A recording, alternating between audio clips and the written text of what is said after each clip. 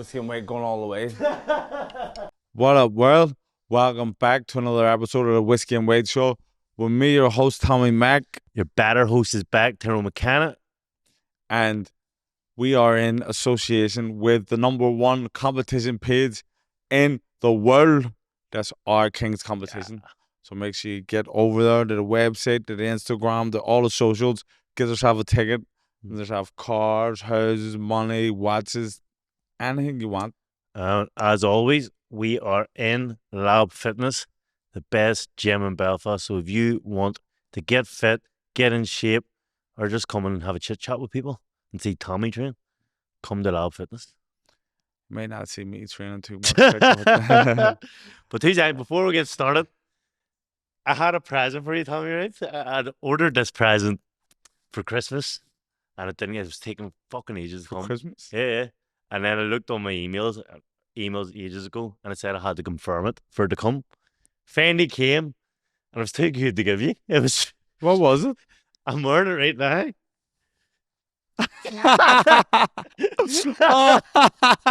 I love it. Oh, that's so, label. For people listening, why did I just get two? I'm not made of money, but for people listening, it's Step Brothers. Because me and Tommy are the legit Step Bros, and it's amazing. That's label. I love it. That is label. I actually wanted you to be the taller one because you're the taller one, but they fucked it up. That's they label. Fucked it up, but yeah, great gift. It was yours, but that's yours. Just too good. It's just too good to give away. It wouldn't fit you. No. Well, weird, like, but listen, let's get in the nitty gritty. I feel bad now that you beat that it's still on you, but let's get back to the nitty gritty. We're here again. Our producers must think we're shit because every time we fight, we're getting beat. We're on a run now for. We're on a good run. I'm worried now for my fight fucking next week. I ain't joking. I'm confident. Harlem. But listen, let's talk about it. Last night, the fight, the lead up to the fight, last everything. night. That's something Whiskey and Weight, the Whiskey and Weight family need to appreciate.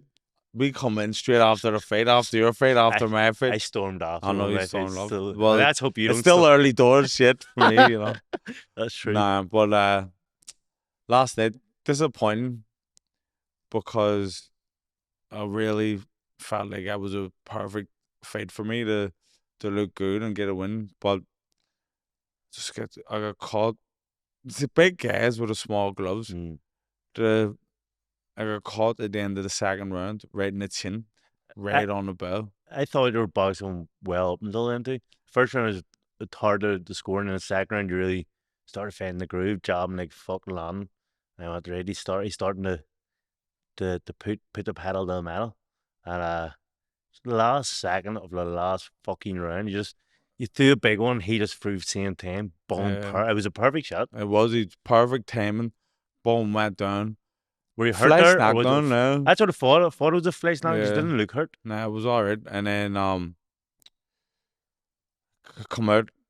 Did you fully recover during the round, or what was Paddy saying? And he said, "You alright? You alright?" And I was like, "Yeah," because it was a flash. It wasn't hurt. I was like, "Yeah, just ain't no thing." And you need to win this third round then. So I felt like I won the third round. 100% won the third. I was worried because it was right at the end of the bell. You had 1 minute just to recover. I was like, is that enough time? But then it seemed to come out. You got back on the job, and I was like, "Ready? You're one bit hurt. Yeah. You look good again." Actually, it was a great like a wake up call, Ken. I think it was what it was. Yeah. I think you started controlling. You started pushing it back a bit more. Yeah. So the third round, I thought I had a good third, a good fourth. I felt like, I wasn't doing enough. Like, I don't know why, every time I fight, but there's like a mental block. You're a lazy bastard. I'm a lazy bastard. Like, in the gym, I push myself all the time. Yeah. And then when it comes to fighting it, there's like a mental thing where I'm kind of like, I want to do stuff. But there's a fear as well. But like, you're wearing 8-ounce, or you're wearing 10s, but you're wearing tiny gloves. Yeah. And it almost feels like you're shadowboxing with them with gloves on. Like, in sparring, you've got these big gloves where you know you're all right, you're There's a wee safe. bit of safety, And yeah. then when you got them wee gloves on, there's a fear factor sometimes. Yeah. So maybe that's just in the back of my head, but I've always felt this like do it, and my mind's telling me to do something, and I'm like not reacting Mm, the way I would if I was inspiring.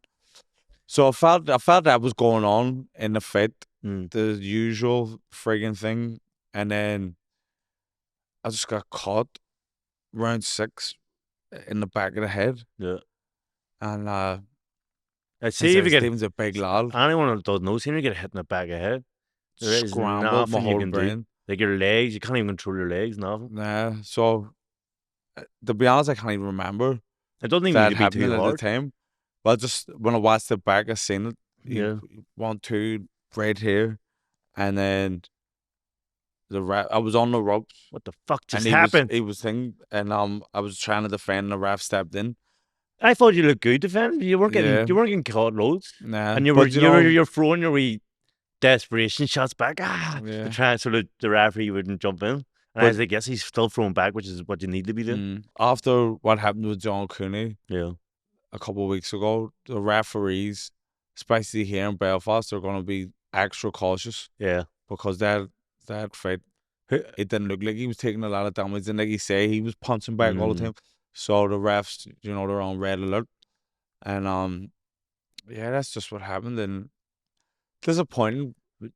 Were you surprised with Woodward? Like, Yeah, well, I was surprised at his punch power mm, because I've been sparring with him more since I was 14, 13 or 14.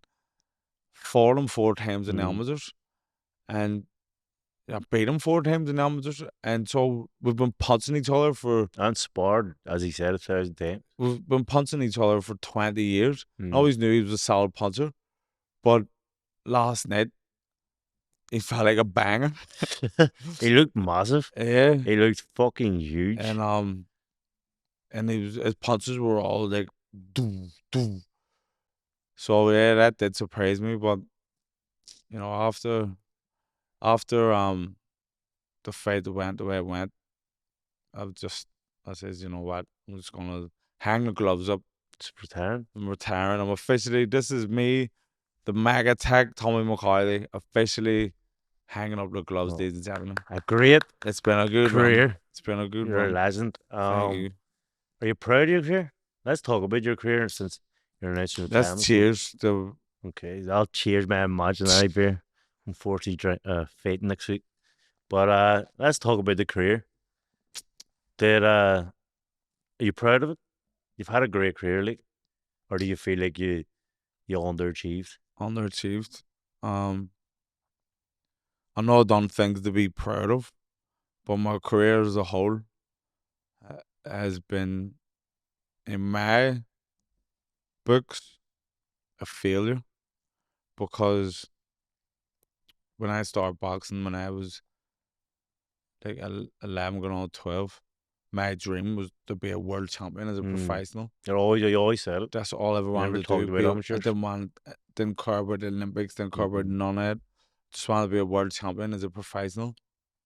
And I had a vision of how I wanted my professional career to go. Mm. When I signed, the I wanted to go undefeated for as long as possible. And they were the first chapter was we're gonna get you to 10-0. Mm. So my plan was to go 10-0 with 10 KOs. That's You're what I wanted. and you're really fast tracking the start of your Yeah. career. So I went 5-0 with Mm. 5 KOs, and then so the opponent stepped up. Stepped up pretty quick. Very, very When did you fight that? Courtney Uh, Frere. That was like my 6th fight. that's crazy. That was I was wild like, and all. was that an 8 or 10 round? I was a 10 rounder? I was in the 8th rounder in Was it? in the Was a field, the headline on it? first It was field, a tough fight. and then in my couple fights later, and I fought John Lewis Yeah, Dickinson, which is a massive fight. and You were the opponent in that fight as well. yeah, and I remember when I watched it back, the commentators were saying, we come Jim Watt. I can't do a Scottish accent, but I'm gonna try. You're good at accents. I know Scottish is the only one I haven't got. there's nothing on Tommy McCarthy's record that says he should be in here. That's not bad. And so they were like, because John Lewis Yeah, he was Dickinson a big was name. British champion, Yeah. outright WBC International champion, And had for had had some good like victories. and for people that don't know what opponent means he's They're there to expected. get beat. Yeah, he's there to get beat. So he was brought over to get beaten that fight. It was his first fight in Sky Sports, wasn't it? Mm-hmm. So it was a big fucking night. And yeah, I had a great it's performance. probably the best. That's my best performance. Yeah, it was. And then after that fight, because the way I boxed and the way everything went, I thought that was it. I'm gonna get my career is gonna take off. And I remember when I fight, I dropped him in the 6th, and when I got back to the corner, sat in a stool, and I looked out, and Eddie Hearn looked at me and he winked. I was like, "Yep, I'm on his radar now." That's it. And my manager at the time, Pat McGee, God rest him, says that was perfect. Matchroom's gonna sign you. Forget about the field this year. You're gonna be on Matchroom now. So that's what I was expecting. That fight was in May. We sat waiting on the phone the whole summer. Didn't get the phone Eddie call. Hearn didn't get in contact. Why? Don't know. I don't know. I think maybe him and I don't know. And then it got to like the winter time in, and I hadn't boxed, and I was coming off a career best performance, career best win. I only had 9 fights, and I ended up fighting Matty Hoskins in. Yeah, it's tough. And that was my 10th fight. And I remember Matty coming to spar when I just turned pro, and I was like, do you know what? That's a fight I will swerve. Yeah, I remember watching, and me and you both sat out there and we're like, "That's a tough fight." Like you said, he could bang. Yeah. And we said that your style just didn't gel. No, that was funny when they came. He came with his coach. Yeah. And then you sparred the coach. Jennings. Yeah, Meg Jennings, and it was like he just recently retired. He didn't have a gum machine there. He put wet tissue in his mouth. Fucking Tony around, fucking pinging him. I remember he just kept coming out and going, "You fucking cunt. You cunt. You're going to bang. You fucking cunt." He's marked up everywhere. But blood everywhere. Mick Jennings was lethal, but he had to retire for 6 months. I don't know what he was doing getting in the ring. He must have thought I was shit. I wasn't shit. But anyway. So yeah, the Matty Hoskins, that fight was a whole. Do you know what? And that as well. That fight yours was the 10 round. You trained for 10 round. It was a clusterfuck. And the day before, like, you're doing a 12. That's a big jump. Big jump, especially for someone who only at the start of their career. I think it was your first 10 round then. No, I'd done 10 with John Lewis Dickinson. Oh, right. Well, you only done 6. And then did you not stop him? No, we went to 10 then. But training, it was just because you're a new pro, so everything is different if you're training for 12 or 10. It's not overly different, but for your mindset as a young pro, it was a big thing to me. And when it says, right, 12 rounds of action tomorrow, and I went, no, it's only 10. I went, no, 12. And I looked at my coach, Kareem. I was like, Kareem, we're only training for 10. And then he got, well, it's 12. And Kareem's from Morocco. He's like, it's okay. We'll be okay. And that fight was just a nightmare. And I went down for the first time in my life in sparring, pro or amateur.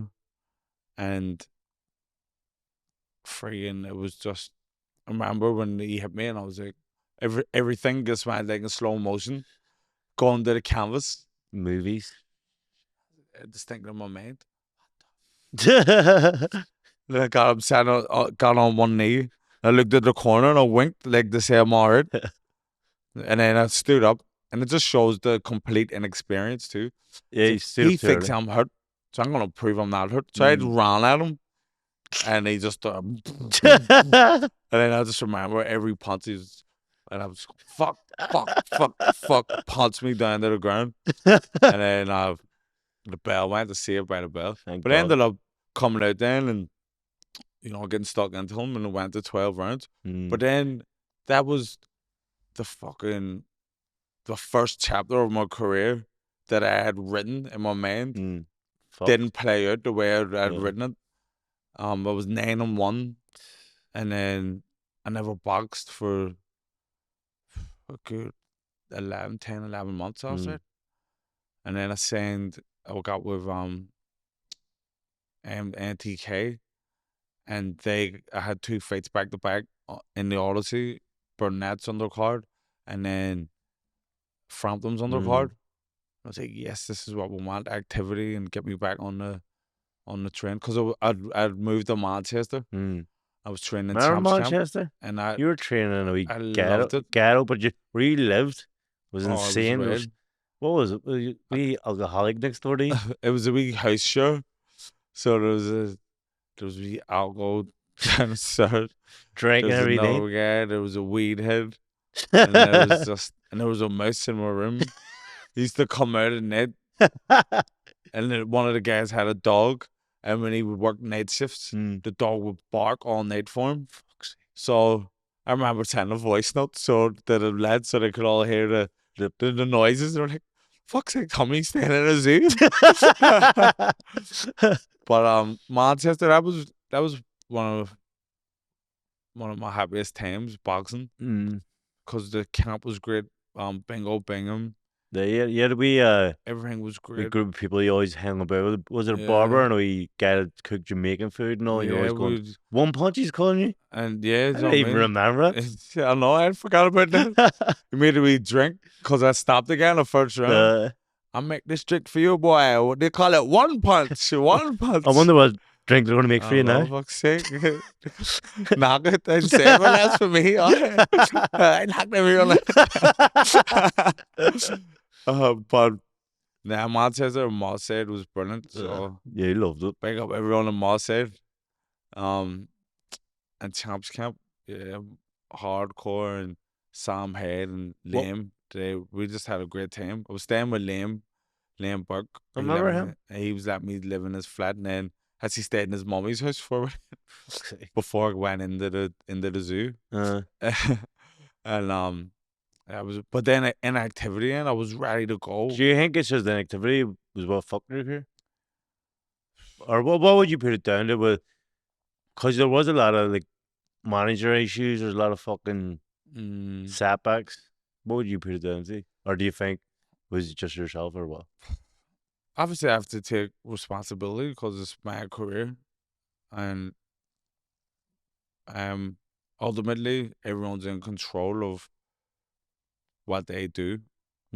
But I think when I was in Champs Camp and I was training with Bingo, everything was running perfect, but the management wasn't 100%. Like, Pat wouldn't give me fights, and then when I couldn't afford to go to the Manchester anymore, I was here training, and I wasn't happy with it. The training wasn't where I wanted to be. But I signed with Mark Dunlap, and Mark Dunlap's management is like, Mark literally changed my life. He's the best manager, and so the management was sky high, but my training wasn't up to par. It's always it's like life. There's always one thing that you have to throwing it off balance. There's never have, if you have all three things, your career's going to go unbelievable. But it's hard to get all three things in the one time. Like, I think the one time when everything was where it needed to be was when I got with Pete Taylor. Mark was getting me big fights.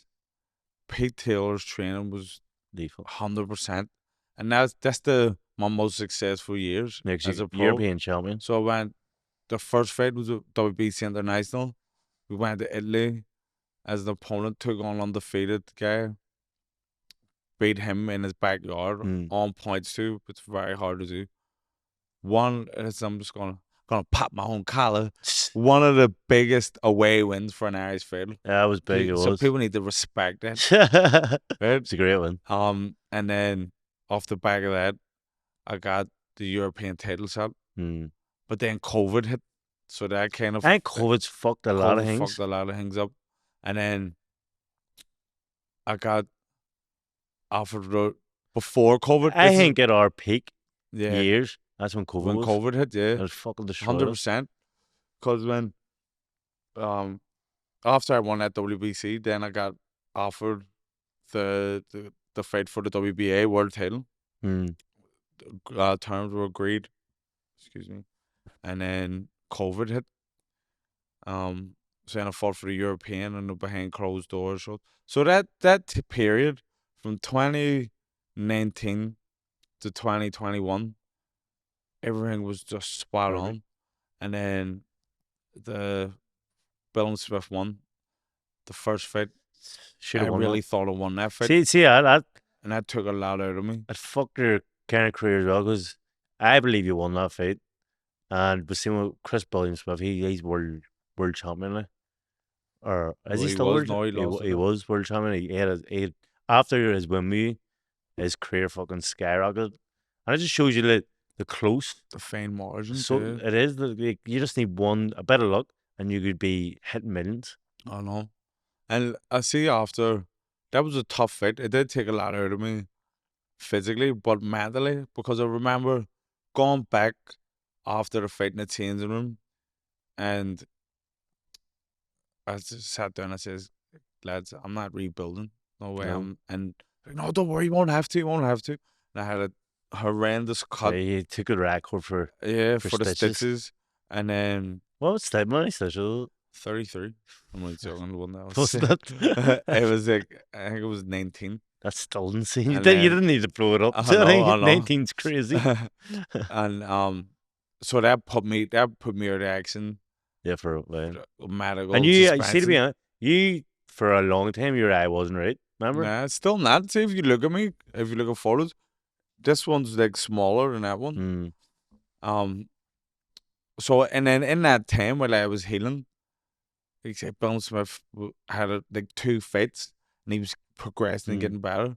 I was on the sidelines, and then when I fought him again, he had developed a bit more, yeah. and then I got beaten. Is it? After that one, I definitely says, right, I'm gonna retire, because like I said, when before I I, turned pro, my thing in my head was go 10-0 with 10 knockouts, and then start winning titles, and go through my career with never getting stopped, never getting mm, dropped. And then in my 10th fight, I get dropped twice in one fight, and then I fought Richard Reactor, yeah. get stopped there, and then when I fought, Well, your fucking goals are a bit optimistic, to be honest. well, Because fucking at your weight, everyone punches hard your weight. I Like, it's know. crazy. Even like Richard Ackford, massive. Oh no, he's huge. I've seen him yesterday over the weekend. He's been here for the fights. He's up with heavyweight now. What a big Uh, guy. Everyone at your weight just massive Massive. compared to you. Oh no. Because see in my weight division, so from lightweight to light welter to welter, there's 3 pound between lightweight to welter, and there's 4 pound between welter to light welter. And yours, what is it, 16 pound or something? Yeah, it's wild. It's insane. It's like No, a no. stone difference from different weight difference. No. So you were caught in between of Yeah. you shouldn't. The old cruiserweight would have suited me before when I was 13-10. Mm. But listen, What would you say is your proudest moment of your career? my Amateur proudest and one. pro, it doesn't have to be pro league. Yeah, I don't know. But I think my proudest moment was winning the WBC International. Really? Over the Over European? in Italy. The European is the biggest, but that's my legacy. Mm. But the WBC International, because they brought me over, they get beat, and Fabio Turkey was undefeated. Yeah, It was he's a top of big the bill. he's a It big was a name. big, massive show. Mm. Roberto Duran was there. All the top footballers were. It was Adrian, just I came for the original for the date. original date. Came Yeah. over their own block, It's- fucking loving life, and then the And guy he pulled he out, so pulled that out. gave me more time to get Yeah, prepared. fuck's sake. So that that was that was definitely my proudest moment, because I was there to get beaten, and that was my first belt I ever won. But Mm. obviously my biggest achievement in boxing is winning the European title, and being the first black Irish boxer to To win win a it. European title, Yeah. and only the 15th in history. So that's my biggest my biggest achievement, and of course, the stuff to be proud of. But in for me, just because I had my goals so high, I'm disappointed with the way things went with my career. Is there I didn't fulfill my potential. any regrets? Yeah, What's the regrets? I've regret not going with the flow too much. You know, when stuff early in my career and stuff I knew wasn't right, or not that it wasn't right, but stuff I wasn't happy with, and just like, yeah, right, okay, and just going along with stuff when I should have Mm. says, no, lads, this is the way it has to be. But you'd be worried. I think you'd be worried. So like, when I see people, people think that you're stupid in boxing. If you're a boxer, like, oh, he's not, he's just a boxer. So they think they're putting moves in front of you Yeah. and you don't know they're doing it. But you're worried in case you speak up and slaughter the people when they're pulling it. That'll fuck you later in the career. Mm, So you sometimes you're just too reserved. Like I be like that's happened to me loads of times where I've seen people fuck me over, but or not or trying to fuck me over a bit. I'd be like, but if I say something, I'm gonna fuck myself over later yeah. in the date. So I just leave it and just mental note, you're a Yeah. scumbag. It's just But like but I think it's so hard to be a professional boxer in this country. You need to you need to get away. America's the place to be if you're gonna really go for it. like if you're a young pro and you haven't got any attachments, you need to get over to America. I tried America. And it I was done stuck. well. I was sleeping on the Done floor. your world of good. I don't What know, do you but mean? That Tyrone, you were flying out there. was You good. It done was some of good. your best work out there, Aye. from what I watched you. And can't you, Ray, you were all John Joe. mm, The Catchy is flying out, but I remember when you and Ray came back and I sparred Ray, and he was a different guy. mm. So you need It to is get out to over in America. America they do teach you how to be a pro more than like over here. I think it's just you're not like still get amateur Yeah, styles. because professional boxing in this country is only starting to get big the last few Yeah, it years. is. No one has that experience of the pros. Mm. So the coaches and the fighters are kind of learning together.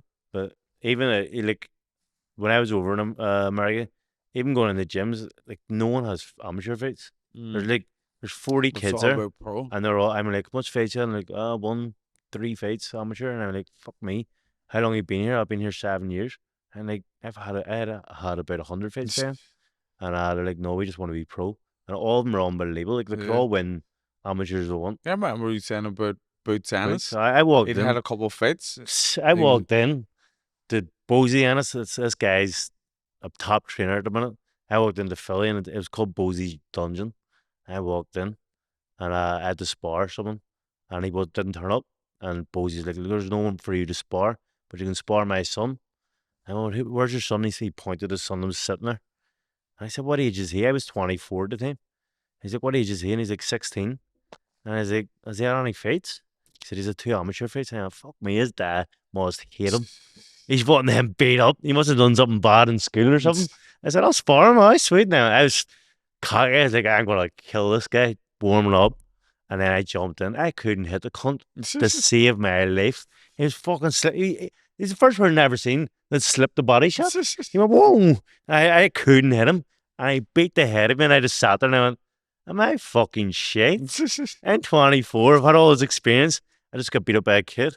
But it turns out, thank God, Yeah, he's he's one of the he's goats. he's I one of the remember you guys best. saying about him, and I was going, "Can't be Yeah, that good. Come on, now, I thought it. 16." I thought bad day, but turned up the next day, same thing, same thing, same thing. I beat over the course of 2 years. I remember clear as day. One day I beat him in sparring. I was buzzing with it. I was like, finally, I beat this kid. But now he's 30, 34 and 0. He's world champion. He's 33 knockouts. He's an absolute bull. Yeah, he's a But beast. I knew he was a bull. But it just shows you like he had 2 fights when I sparred him, and But he's been in the gym he'd been in the for gym. Like years. he lives in the gym, Yeah, and I just thought he was just a novice. Well, And yeah, that's the way that's they the all thing. are. That's the way they all That's are. the thing here in Ireland. Um, even when you talk about going pro, to tell you not to. Mm, I've never heard. It may be different now, but when we were young, we want to go pro. I'd never heard one coach say, "Yeah, brilliant." They're mm. always trying to talk you out of it. Even the senior team was all like the top boxers were all like 30 years old and Yeah, 29 years old. When you don't see it now, I don't know. everyone's turned pro now. Yeah, And the top boxers in Ireland are 19 and 20. so we just they need to get the knowledge, and it will come, obviously. But America is the place that has Mm. so much, and they have the different styles. You ever hear them talking about? Oh, he does the slip slide, or he's got the Philly They've got shell. some stupid You know, fucking like, answer. but they know what they're talking Yeah, about, yeah, and you know sometimes I watch stuff on Instagram or on YouTube, and like, yeah, we go to the gym and we do 3 hours in the gym, yeah. Yeah. They live in the gym over and like living it. but they're obviously just perfecting and Yeah. going It's not over like and hard over and training, over. they're just But practicing the here, craft. you're in the gym an hour and a half, Doing hard training. and it's like, Yeah. yeah. So But I wish I listen, had got out to America, and I think because of my style and your attitude does go into your boxing as well. mm, I think I would have been a far better fighter if I had went out to okay, America and yeah. had an American coach. Um, I and think you've had a great career as well, but because like even when we were kids, even in the Irish team, how good was the fucking Irish team? yeah, Unbelievable. You travel the world with the Irish team. I think boxing in an amateur when you're in the Irish team is probably the best. It's far better than being pro because you get everything yeah, paid for. You're not in pro. It's more business and it's more yeah. stress and you're thinking about tickets and getting paid and all this shit. Whereas in amateur, you're just like fuck it. You're turning up the big And you're tournaments with your friends too. and it's just a it's Like I loved the amateur days from you're a kid. When you're good and you win a national championships, mm, going away on Ireland trips uh, with your friends, it's unreal. And unbelievable. I said this to Mark, my manager. I said, look, if it hadn't been for boxing, I would have went away and traveled. You know, like young Mm, people go to Australia I would have done that. But luckily for me, you done I was on the national team, so I was traveling around the world anyway. So I it. didn't Yeah. feel like I was missing out on The anything. thing is, when you're traveling the Irish team, but you're I know traveling you to go the to the worst ghettos places, of the ghettos, eating the worst food in the world. but if you think, say you're 17, 18, you haven't got no money, you're going to be going to the ghettos anyway if you're That's true. traveling. So But where would you say is your best trip you've went to as an amateur? The American one? You went to America with Trumacolo, didn't you? that was brilliant. That was so good. And I didn't even have a fight. That's what you didn't. Perfect trip. That was a holiday. That was great. That's what there's instead of the Irish trips, there's always these Antrim trips or Ulster trips, Yeah. and they were the holidays. Like I went to Cyprus, you just drank the whole time. There's I so just many found good I used to ones. find the closest bar, go to there, and you wouldn't see me the whole trip until the fights. Like even the night before fight, I just turn up the fights, hung over the bollocks, and I was still winning. I loved amateur days because see when you're young as well, you can get away with more. Like so, I was in the Fun to the Ring magazine this week, and they were like, "Do you regret like the first?" Because there's been stories about you drank too much in the start of your careers, your pro boxing careers, yeah. But I wouldn't change anything because you get away with a lot when you're younger. And now Yeah. I don't drink during camps, and because I can't let I have to train way harder than I used to because I have to compete with the young ones. Yeah. But when you're young, you can be reckless, and I know. we were reckless. Well, I was Yeah. But reckless. yeah. I was gonna say don't be dragging me into it. He was way more reckless than me. Yeah, but we well I had was fun. part of it exactly. It was Yeah. more fun, and it wasn't just it wasn't as stressful. Yeah. Amateurs were just not stressful. I loved the youth under 18s. They were brilliant Ma- because see, like Mexico is up there. We're probably because that was a historical trip for Irish boxing too. Mexico was a lot. We landed in Mexico, in Guadalajara, and we're all with the Irish team. It's me and him were only Belfast. Well, a couple of Belfast ones. There's three of us, I think. And we landed, and outside the hotel, a bomb just exploded.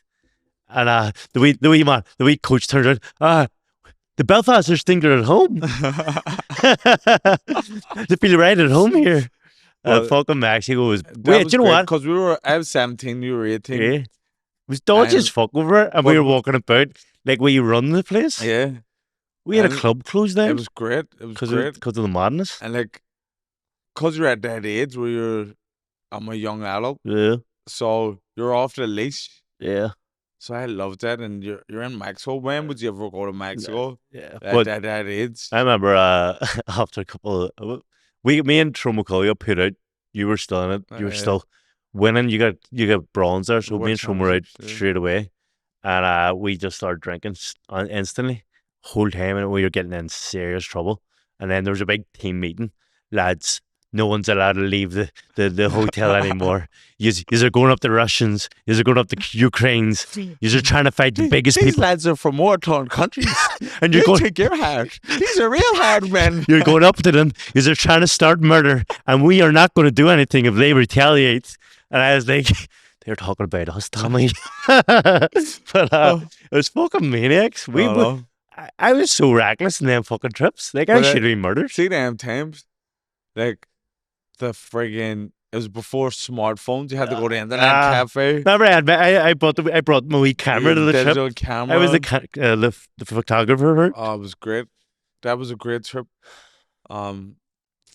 Commonwealth Games. That was brilliant. The Commonwealth Games. Even like Dimitri Bevel, who fought recently. He remembers them times. He was there for the World Championships, and me and Tromocola found out where he was sleeping. He was sleeping on. There was our balcony, and then up above it was his room. And this guy is a killer. He's a Russian. He's unbelievable. He barely got beat. He's unbelievable pro. He's like one of the best pros right now.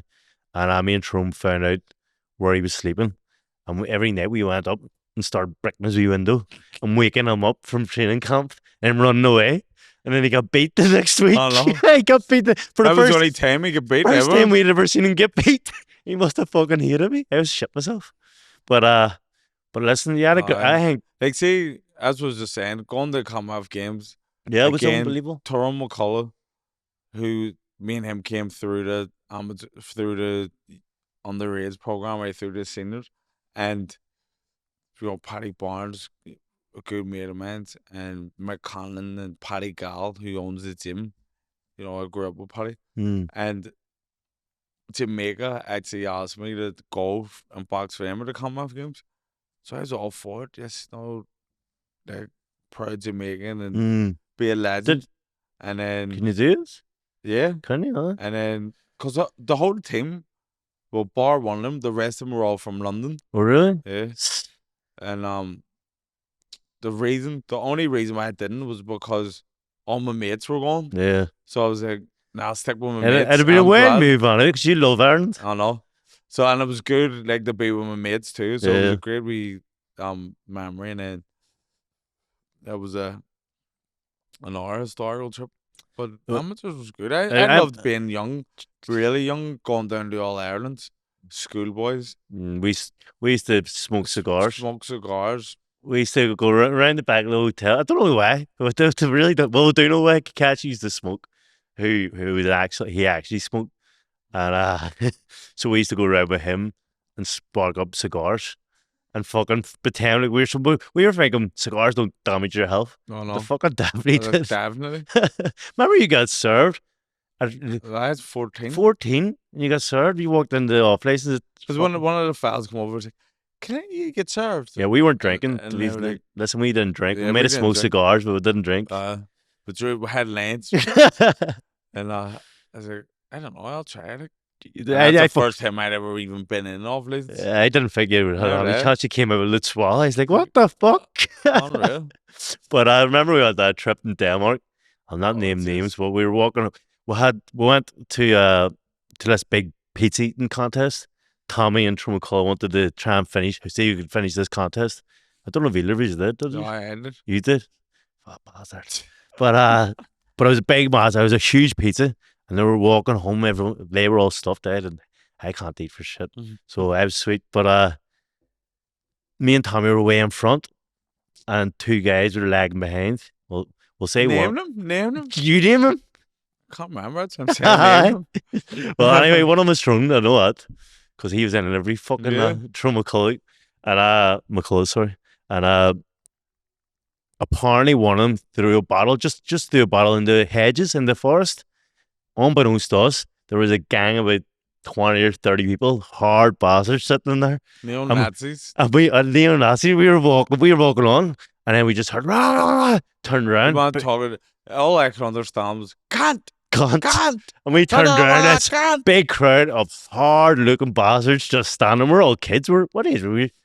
Like 15, 16. We weren't too old, like, and we were all like skinny and fucking frail compared to fucking these big men, except for Tommy, obviously, he's big. Well, I was a fucking skinny we're all just teens, body shape of teens that you would have. We're like 15, no? And turned around and all going metal. And Tyrone McCullough, being Tyrone McCullough, just put up his hand and went, come on. And I went, fuck's sake. And they just started sprinting. And he done it because he's the best runner out of all us. I'm the slowest bastard in the world. Tommy's fast. Tommy legged it like who's hold on. See, so the trip before was when the Scottish racist attacked you, and I ran, and I was getting tortured then. Yeah, so let's tell that story again, because right. So we went to Greenock for the Four Nations. Is that Glasgow, Scotland? Anyway, that's Scotland. Huh? And then we were going to McDonald's after the fights. Tommy just got beat. Tyrone McCullough again. Yeah, but that's Tommy just got beat. So he was on the phone lagging behind with his cousin, talking to his cousin on the phone, and I felt bad, so I was lagging behind with him. And I hadn't fought. I was fighting the next day, and so I was because I was in the finals. You just got beat, so in the semis, and so I was lagging behind with him just so I could talk to him when he's off the phone.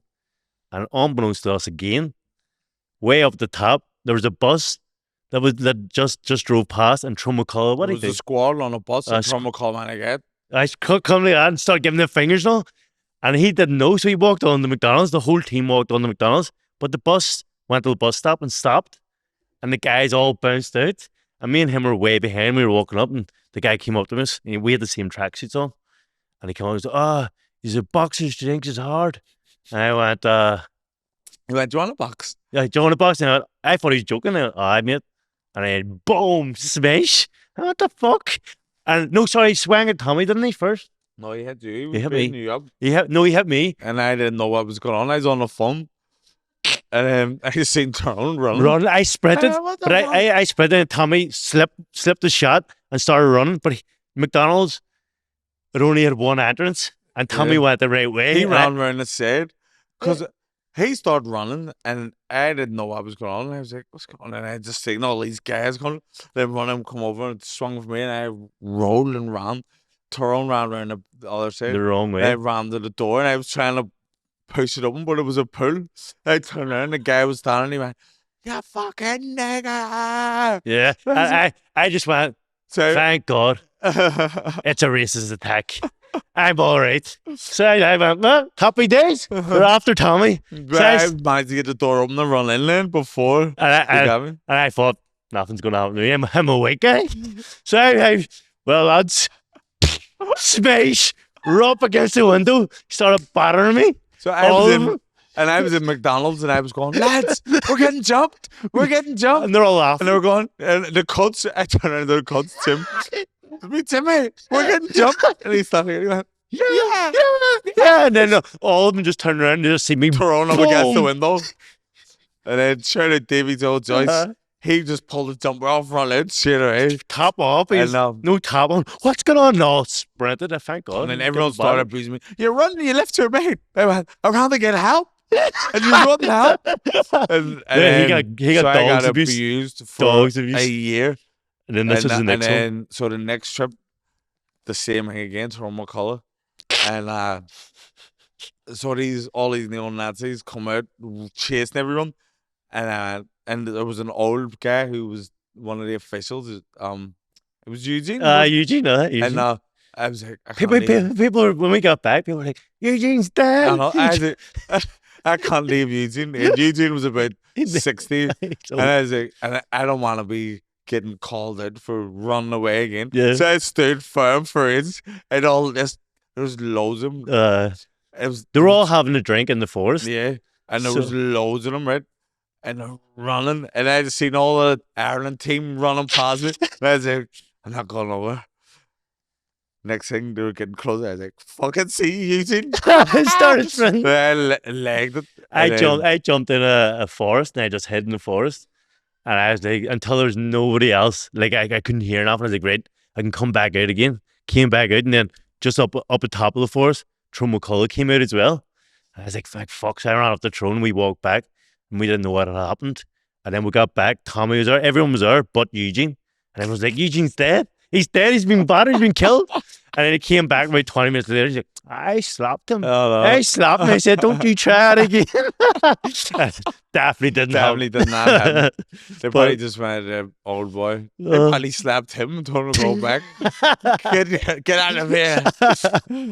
But no, But yeah, no, you had great times. I know. I feel like even in the, we've told a few stories before. We'll have a lot of viewers, so we're going to tell them again. Yeah. Even the times like in the Ireland team where you grassed me up and Tom, tried to get me chucked off you, the team. you love the It's just- try. I couldn't believe my own mate would fuck me over I again. can't believe Mom would try and kill me Yeah, well, in my sleep. well, you should. But so in me and Tyrone McCullough, we were best. Me and Tommy are besties outside of the Irish team. Like we would run about which all the time. But see, when I got the Irish team, we had our own wee clique, So it was him and Tyrone McCullough and him, me and Bernard Bernard Rowe. Rose. So they would sleep in their own. We had all our own See, separate. the two Tyrones, they've got a wee bit of autism. So they were rubbing off on each other. Yeah. Me and Bernard were singing R&B. We were a duo singing Stevie Wonder. And So the two tisms locked on together, and we were just fucking. I don't know what we used to do. We used to just just cause havoc. we used to just love causing havoc everywhere.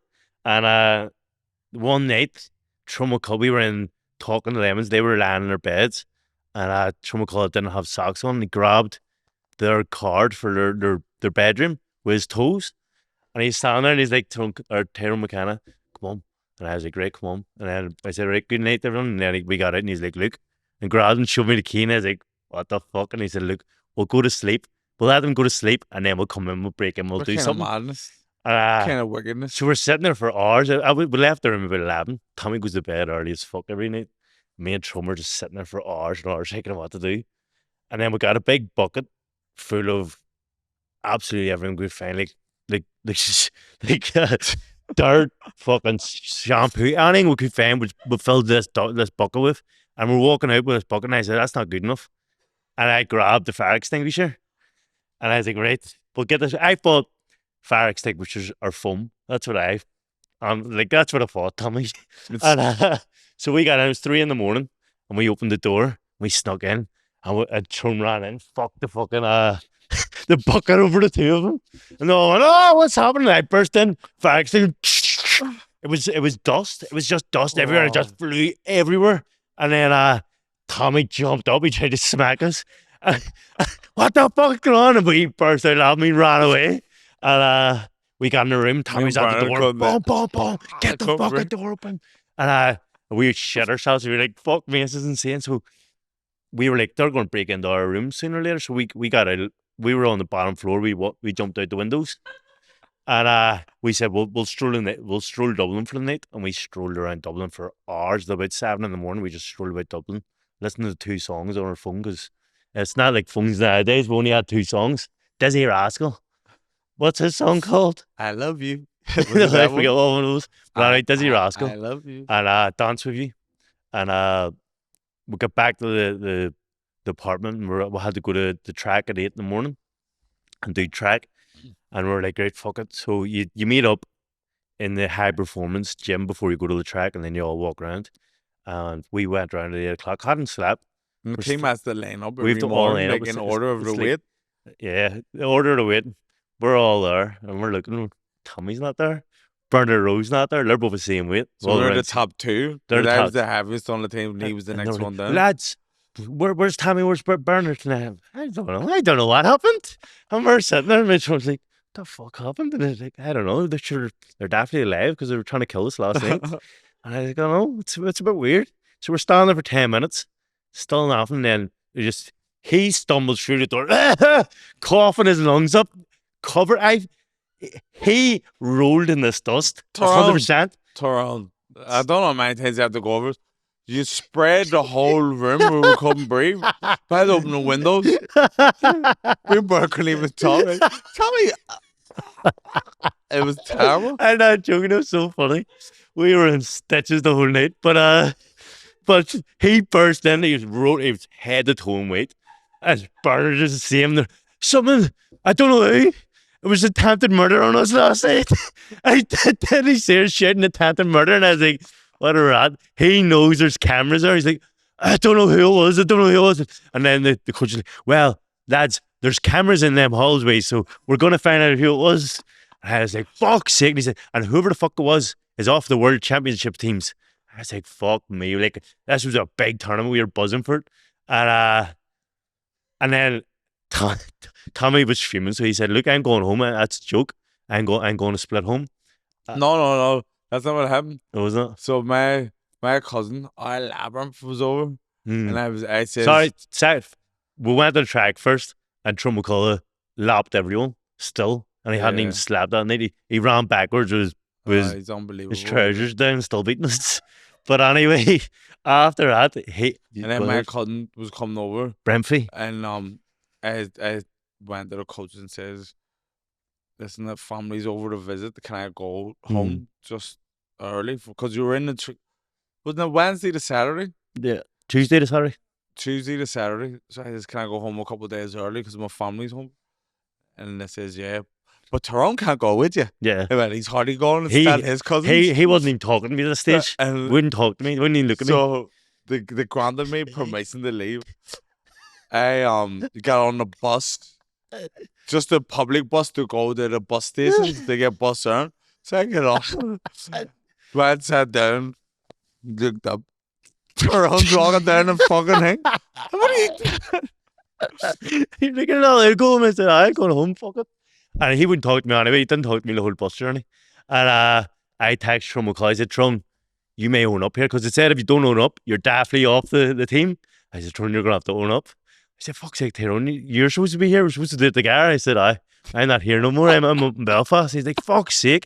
So he went up to me and Trum were like, they loved us. Like, we were like, lovable rogues. Yeah, we were lovable rogues. So they absolutely loved us. Me, Tommy, and Tyrone were like the faves of the team. I was no rogue, but you weren't a rogue, but were the faves of the team for the coaches. They loved us.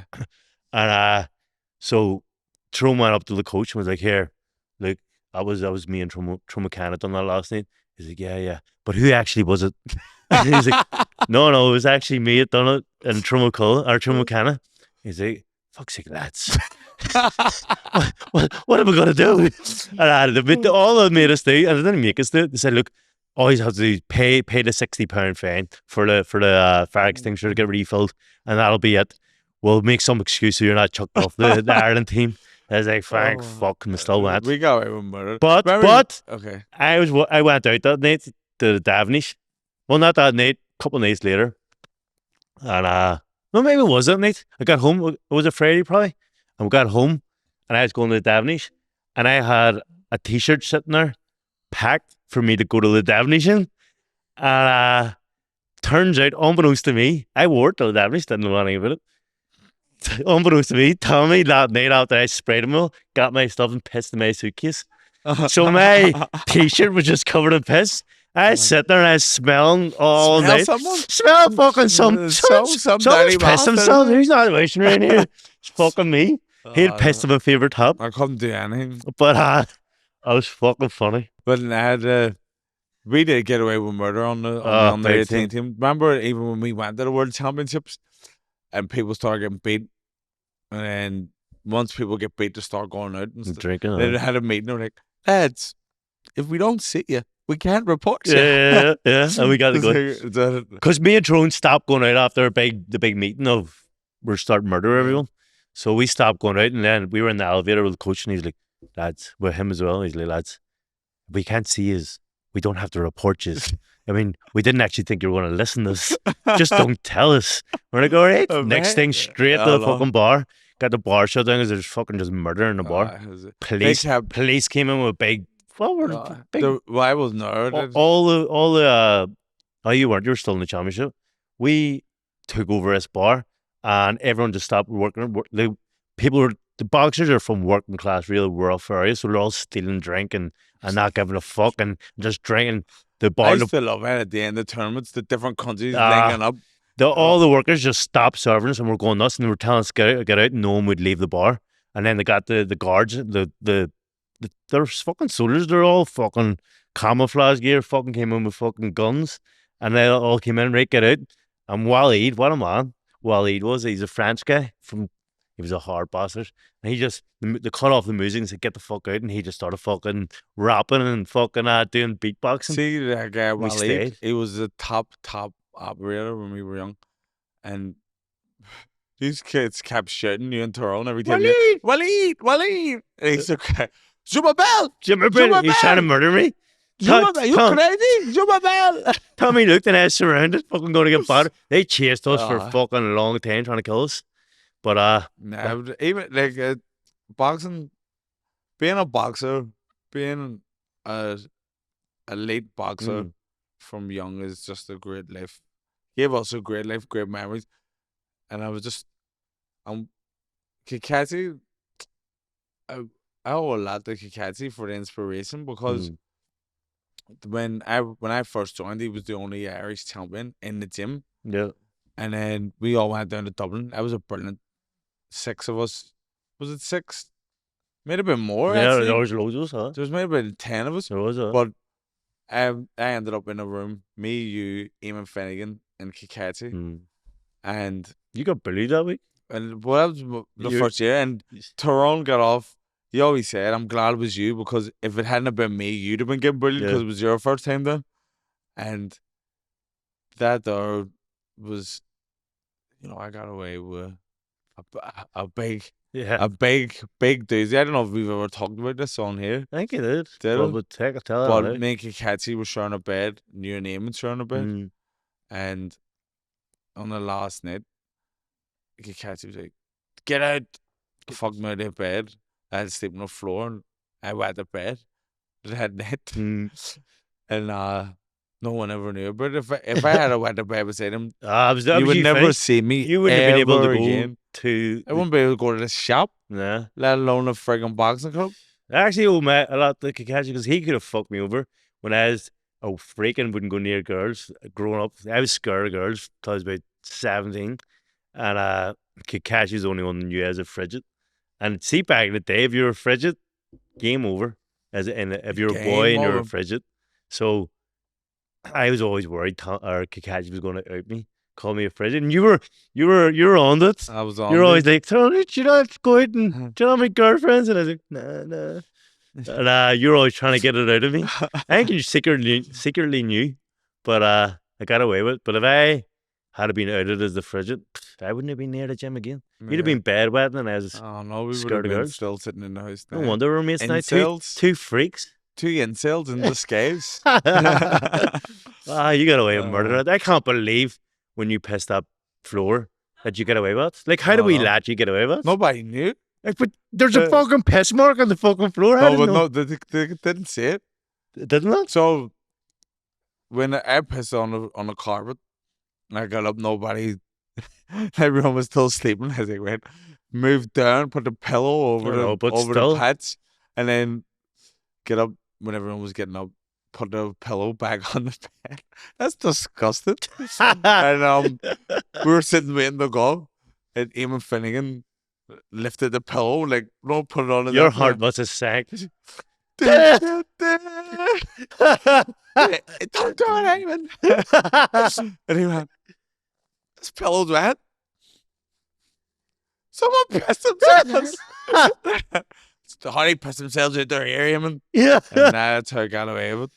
But remember, even them Patsy, we put toothpaste in his gel, in his decks. His deck. He put it on the next morning. We mixed it all right. Fresh, looking fresh. You're looking fresh and clean. Minty fresh. You look minty fresh. I love the trips here. And then we used to do hide and seek or 2-man hunt or something. I was in the hotel. Remember, we're in the hotel. And That was actually great. That was was. so much fun. And like one of us started throwing ice cubes. There's ice cubes we've seen every floor, and one of us started. They must have fought someone else. One of us was down the bottom of the stairs and started fucking ice cubes down the bottom of the stairs. Whacked some man and split his head open. It was when, And then the manager came up and grabbed us, grabbed the guy that done it by the throat. And started the manager was about he 40. was ready. We were 13 and 12.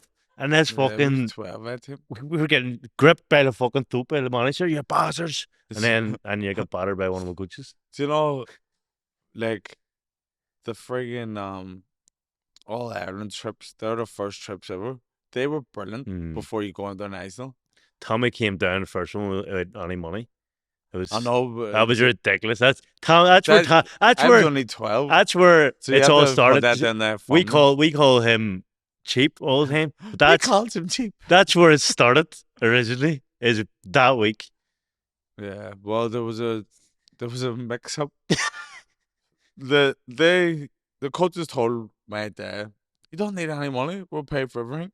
So my dad took out literally and didn't give me any money. And we were all went going to down. Lake Pool and we're going to get I didn't sweets have and all. no And he was like, money. "I have no money for nothing." And then I got to the final, and so my dad's come down to watch me, and he was bringing money down, so I needed a land of money to get the video of the final. I says, "If you lend me a favor, I'm gonna put this story straight now, right? Your story, because this story has plagued me in Oliver Plunkett boxing. So I asked Damon Finnegan for a land of a favor. 20 quid. No, first of all, it was 20 quid for the videos. It was €5 for a video. Okay. 20 quid for a video. VHS. Okay. Jesus Christ. Christ. Fucking was, I know it was. I'm going to get Damon Finnegan on the phone right now. Let me tell you the right story first. So, €5. I said, give me €5. I type in a video. You give me it. I said, I'll give you the money when my dad comes in. And then, there was a rumor that the coach hit big in the boogies on the horses. Yeah. And it says, Tommy, why don't you go and ask Aldo? And then you can give me that favor back. And then when your dad comes down, you can give that back to Aldo. Yeah. And I says, right, so man. And I says, Aldo, can you lend me a favor? And he went, what for? Eamon wants it. And I says, because Eamon wants it because I got a land of him for a video. So he wants his favor back. No. And then Aldo went in and says, Eamon, do you need a favor? And then Eamon's like, what are you talking about? Then everyone just started pointing a finger at me. So that's not why you should have said, I need a favor from a video. Toronto was 12. Yeah, I don't give a shit. But listen, it's not a favor. We're going to confirm this right now. It's a fucking 20 quid. But you should have went in and said, look, I want a oh, there's shit signal in here. Maybe we won't get it confirmed. But hopefully not. Oh, here we go. It was a favor. It was definitely €5. You're trying to stroke me 20 quid. Definitely €5. Eamon, we're on a podcast here, and see when Tommy stroked you in All Ireland for the DVD. Don't ask him how much it was. Yeah, how much was it for the DVDs back then? It was a video. How much was it? About 40 quid, would that be right? Can you see the inflation? And say two people. He said it was a fiver he took on you. 40, 50 quid. He's just thinking. That's right. Thank you, Eamon. Unreal. Thank you. Right. Unbelievable. You're away. It was 40 quid then. You're going to pay 50 quid for VHS? Yeah, the fucking dears would work. VHS. Fiver? Do you think Anning's a fiver? Tyrone. Dublin prices? It was a VHS video. Do you know what's great? Seeing amateurs as well. Yeah, change the subject. Yeah. We're never going to get to the bottom of it. I'll get that. I don't know. But anyway. See your first trip away with Ireland? Like away from home abroad? Did you struggle with it or did you love it? I loved it. I don't struggle going away on it. What was your first one? I struggle missing. I don't miss anyone or do anything. Like, what was your first one? There's something wrong with me. I said to my missus the other week, I was like, I never miss anyone. Like, there's something off with me. But anyway, no, I enjoyed it. Like, I just like, fuck it. What freedom. was your first one? For England, I went to England for 3 days. But long one would have been, I don't know. I can't remember. I have terrible memory. My Yours first was Russia, wasn't my it? first one was Mine was Russia. Ukraine when you went to Russia, wasn't it? Don't know. No, it was a different time. Yeah, I went to schoolboy Europeans. I was buzzing for it to get selected and all, and only we 5-man team. That's where I met Bernard. But you're only away for a week, weren't you? Davy Joe Joyce, Davy Joyce, and Dara Parr. And geez, I was buzzing for it. I didn't know anything about Russia.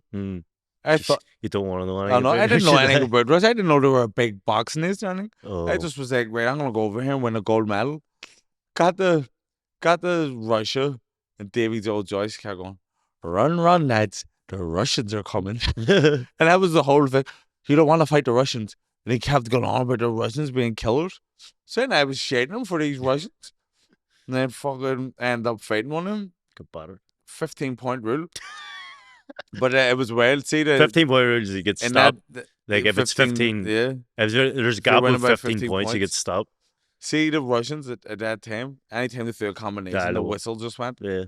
Like I got bronze medal, but that's where you were in tears. I remember you. Yeah, because Davy Joe and Davy Joyce, cousins, so they had each other. Bernard's coach was one of the coaches, and Dara's coach was the other coach. So them four all had the wee support system. So I was there on my own, and then see to be honest, when you were away back in, you didn't have a phone or nothing. There's no phone. There's no nothing. You're just there. You're and I didn't. None of us knew each other. You probably went away with no money as well. And Patsy gave me money. Did friendship. Fuck. First and last day. Did you get a DVD of the pizza? Dove. And so, but I got the rush. I didn't know anything about it, but it was obviously European Championships. I thought it was gonna be. I didn't know what to expect, but I was only black kid in the whole tournament, and then I didn't realize that's weird in the boxing tournament. I don't know. I didn't realize how racist Russia is, and I was going out on my own into the city centre and all, and getting a wee bus. Everybody just staring at me. The guy who I was fighting, once the Russian guy, we were crossing each other in the corridors because everyone's staying at home the same way. He go, yo, Nika. Fox. I can't catch a breath. And then the water wasn't working, and so you couldn't get wipes. The food's bad. The food was disgusting. I had this sweet bottle of juice that I got for Christmas. So that was what I was using to wash myself. Fuck I was off. just regular juice. And then it was just, and I just felt so such like an outsider. Even though we were a team, we all had the tracksuits and we were obviously we didn't know each other, but they all had people who they knew. And then one day we were down having breakfast, and there was an old Irish couple in the hotel just by chance. Come over, what are you doing here then? Oh, boxing, that's great. So where are you from? And then they're from Mullingar, I'm from wherever, I'm from Dublin, I'm from Waterford. And then the fella looked at me and went, well, you're not from Ireland, are you? And that just made me even feel more like an outsider. And I was like, get me home, the fuck. Went up to the wee room. But I think the real reason why I started crying was because I smelled like shit, and the shower wasn't working. You made yourself cry with a smell. I can't do it no more. Do you know what's bad? Like them trips, you didn't have money because you were skint. Everyone was skint back then, and the food was stinking. You were starving, but it's still the best times of your life. That Eastern Bloc food is terrible. It's the worst. That Russia trip was an experience, but that wasn't a great trip. I got a medal. Did you not enjoy it? But it's even funny to look back Ukraine, I hated the food. Like I had to actually weigh in the weight below that I usually was, and I was already very, very skinny. But because I wasn't eating, I had to weigh in the weight below, but I still loved it. I was living on a packet of crisps. I went on worse trips than that, but they were enjoyable because you had your friends and with foreign friends. But that time, none of us really knew each other, and so it was like I was just. Remember in Lithuania, hell. I go through hell. Remember in Lithuania? Me and you, we had no money. So to stop me eating, going to Lithuania, I had so Trumbull again, the dick. So before we went to Lithuania, Drumahog was I was on weight, just a couple of kilo over, nothing too mad on my weight, and Trumbull was way overweight, and it was a couple of days before the championship, and he said, "Trum, do us a favor and just eat like fuck, so you're way overweight." I said, "Right, fuck it." So I got all my money. easy lad. I got my money. I only had like say 50 quid. I got food like fucking. I just added it all, and then I had Could no. have bought a DVD, man. I know. I had no money left, but I was happy I had no money, so I couldn't eat anymore. And it was heavy as fuck. So me and Trum were training like fuck. He nearly fucking died. Making weight. He was collapsed and everything. And I was making weight. And then we got beat. I got beaten in the semis. But afterwards, I had no money because I'd had all my money. And I was starving. I hadn't eaten in a few days because I'd tried to make weight. And I was starving. And my brother's brand new video iPod. Right? And they're worth like 300 quid at the time. And I was like, what did I do here? And I walked out, I sold it for like 20 for 2 McDonald's. Me and you got a McDonald's. Me, you and Tron got a McDonald's out of it. I sold it for 3 McDonald's. Oh, that was And then I had a gold boxing chain. And I sold that for €10 to get an arm munch. I sold it. Remember we got blocked then? Fuck. And well, because we never drank when we were kids. I No. never drank, but I don't know what possessed me to be like, yeah, I'm gonna be like as if I'm like seasoned drinker. One of the guys, we won't name him, ended up in the Jesus bathroom, Christ. Oh, this is the worst thing I've ever seen. blocked and snarled. He went. We were drinking all night in our room, vodka or whatever, and he said, So we were like 15, weren't we? yeah. Nah, we were older, 16? 17. It was the Junior Olympics Yeah, in the so final, so I 17. was 16. I was 17. And he said, look, lads, I need to go to the toilet. So he's in there for ages and ages, making these sounds. I think it's alright. For ages. And we were like, what the fuck's going on? He was in there for, an hour. Oh. And then Tommy went right now. And then it stopped. No, it stopped Go for a ahead. minute. You And it was take control. silent. So he stopped making the noise. I like, is he alright now? How about he check? Went in. He was lying on the ground. Fetal With his bags down. Right? in the fetal position. In the fetal position. All vomit. Hair. All shit. Everywhere. Back passes. Everywhere, all over the place. Shit. I don't know why. I'm usually a compassionate person. I hit the roof. I hit the fucking roof. There was shit everywhere. What the fuck? Get up now. And he's like, what? Get up fucking clean now. There's shit. Do you know what? Dumb and Dumber. There's shit everywhere. That's what it was. Are you fucking serious? I can only get your man. Because his man dad came out. I can only get your man now. You fucking... No, I fucking kill you. You kill fucking... I'll get that clean now. And then... It was disgusting. I don't know why. Did you clean it? Nah, the physio came in. Oh, the So physio. we were trying to keep it... Everything like... Hush, hush. Hush, did it. Just as quickly his dad came to the door. What's going on in here, lads? And we're like, I just had the door open that much. Like, nothing, Colin. We're just getting out of the bed here.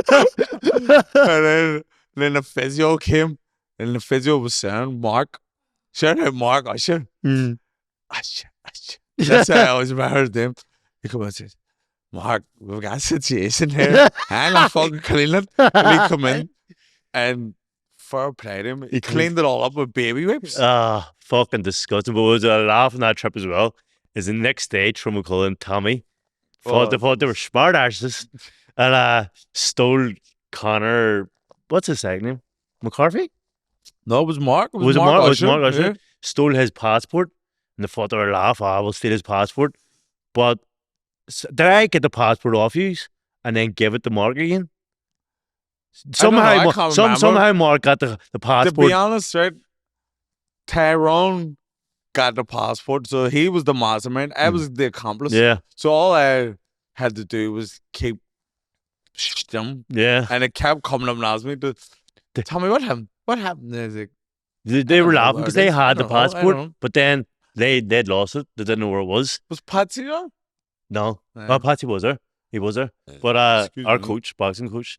But Because I remember he had Patsy lost. Coleman says, "Listen, tap your nose twice if Tyrone McCullough has it." Patsy, I don't know who has it. So, but they had stolen it originally, and then they had lost it. So they panicked. So they had to say, "Nah, we didn't take no passport." So they were holding firm that they didn't know where a passport was, and they never took a passport. But Mark Usher had it, and the cat on going up to you, using said, I "Did you was take a passport?" Nope, It nope. was getting to the States because we got to the airport. They and it still was like, hadn't got the airport I was like, or the "Tom, what are we passport. gonna do here? Like, we're gonna have to give him. I don't know." And then I I was lucky knew. we had an inside man. I He's didn't got the say it. I went up passport, and I said, stay "Here, firm. he's got it." So just fucking lie. And they just continued Yeah. lying. And then they got to the desk and they're like, "These are bastards, lads. We have the passport." I Very was funny. fucking. Like, see, Tyrone, he would have done well in Castle Ray. But listen, we've talked enough shit. Right, so hold on. Right, so officially, That's, this is my retirement, right? Yep. So let me just run off a couple Go of ahead. thank yous. 100%. So first and foremost, I want to thank Mark Dunlap, because without Mark Dunlap, I wouldn't have reached the heights that I managed to reach. I want to thank all the coaches who I worked with from day one. Seamus Deeds, who got me into boxing, brought me to the club. Aldo Taylor, Patsy McAllister, who took me to an Irish title. Jimmy McGrath, and then as a pro, Brian McGee. I had so many coaches. You did. It's way the most coaches. Brian McGee, Ansley Bingo Bingham. Ansley Bingo was Your brilliant. Shout out Benny Tagger, Pete Taylor. Me and Pete Taylor. That's where I done all my best work. One of the best boxing brains in world boxing. And Tony Dunlap, Don Boyle, and I finished my career Screamsy as well. with What is it? shout out Screamsy, Scream Danny Brown, and I finished my career with my mates Mark Kennedy and Paddy Gallagher, and last but not least, have to shout out my beautiful wife Amy, who has stood by me, supported my dreams the whole way since she met me.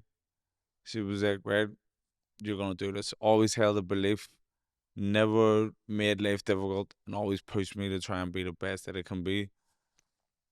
I'm sorry I didn't become world champion, but we had a good go at it. So love you, girl. Had a good run, but now I'm hanging the gloves up. I just what the actual thing is, I have to accept, and I've always knew it deep down, but I'm a gym fighter.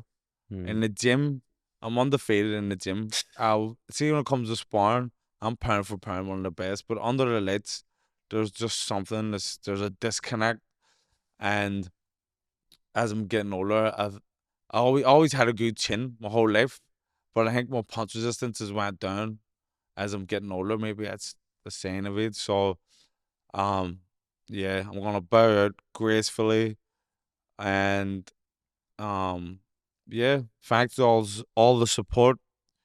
Thanks for getting behind me. Thanks for everyone who sponsored me, everyone who worked with me, and Tommy McCarrow, the first Black Irish European champion of the world. Over and it. Legend. Thank you for joining us. See you next week. Like, subscribe, and share, and also shout out our Kings and Lab Fitness. Peace.